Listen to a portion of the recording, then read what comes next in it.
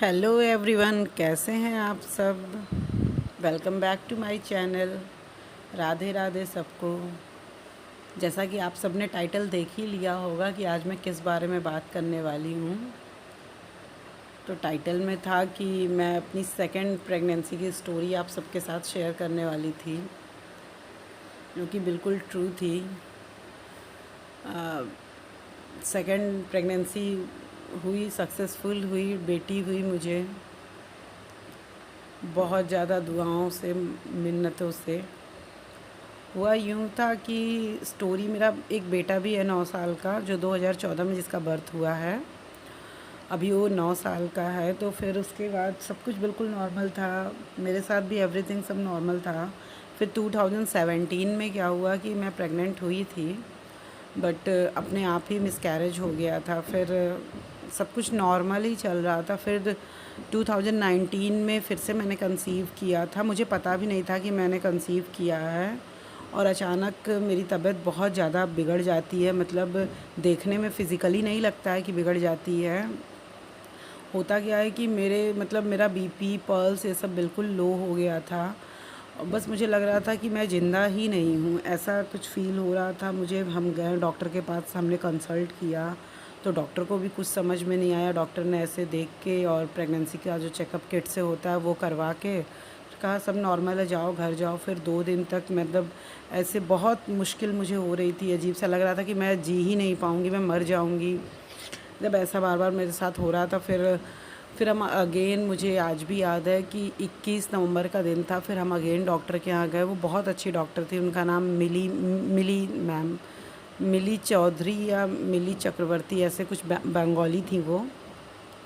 गए, उन्होंने फिर से मुझे किट दिया, उसमें चेक किया। और तो उन्हें जो भी फ़ील हो उनके एक्सपीरियंस के, तो उन्होंने कहा कि सेम टाइम अगर अपनी बीवी की लाइफ चाहते हो तो इसको एडमिट कर दो। उन्होंने मुझे एडमिट करवाया। मतलब सिर्फ 10 मिनट की दूरी पे मेरा घर था। मुझे घर नहीं आने दिया कि मैं कपड़े वगैरह लेके आऊँ। मेरा बेटा भी उस समय सिर्फ 5 साल का था। एडमिट हुई, शनिवार का दिन था। रात में सोई, सुबह 6 बजे उठी। मेरा फिर से बीपी वगैरह एकदम बिल्कुल लो।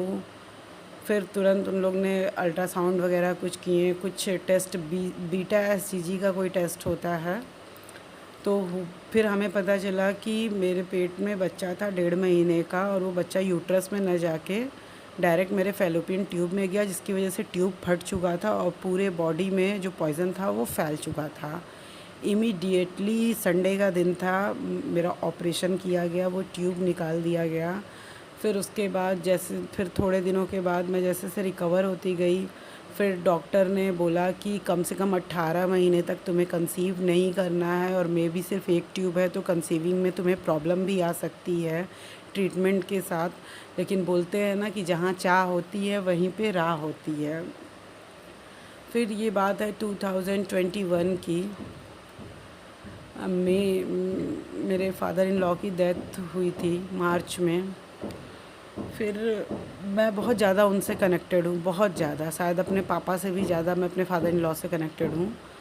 फिर ठीक उसके 1 से 1.5 महीने के बाद मैंने अपने आप कंसीव कर लिया। मुझे अपने आप जब कंसीव हो गया, जब हमें पता चला, तो हम लोग की खुशी का बिल्कुल भी ठिकाना ही नहीं था। मुझे तो ये लगता था कि पापा ही आएंगे।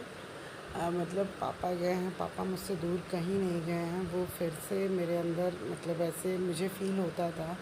और आप लोग यकीन नहीं करेंगे, पूरी प्रेगनेंसी, पूरे 9 महीने मुझे यही लगता था कि पापा मेरे अगल बगल हैं। बहुत ही क्रिटिकल प्रेगनेंसी थी मेरी। उस समय मेरा वेट 40 से 45 किलो बढ़ा, मैं डायरेक्ट 105 किलो की हो गई। सिविल में कहीं पे भी 105 किलो पे नॉर्मल डिलीवरी कराना मतलब असंभव वाली बात होती है। मैं तो डरती थी। मैं डेली डॉक्टर से जब भी चेकअप कराने जाती थी यही बोलती थी कि प्लीज़ मेरा सीजर करिए। बट मिली मैम थी, उनको मैं गॉड बोलूँ क्या बोलूँ, उन्होंने मेरी नॉर्मल डिलीवरी कराई। हंसती खेलती बच्ची मेरे हाथ में, एक स्वस्थ बच्चा दिया मुझे। वो 9 महीने बहुत प्रॉब्लमेटिक थे, बहुत मुश्किलों से मैंने गुजारा था। सांस लेने में दिक्कत, वो सांस लेने वाली मशीन, मतलब बहुत सारी चीज़ें। कभी इत्मीनान से वो बात भी बताऊंगी। फाइनली जो सबसे बड़ी मेरी चाहत थी, बेटी, वो मुझे मिल गई। तो ऐसा ही कुछ था। आज मेरी बेटी 1.5 साल की हो चुकी है और मतलब मैं अपनी खुशी शब्दों में आप लोग के साथ बयां ही नहीं कर सकती हूँ। जो मेरे साथ 2019 में ये फैलोपियन ट्यूब वाला केस था, इसको एक्टोपिक प्रेगनेंसी बोलते हैं।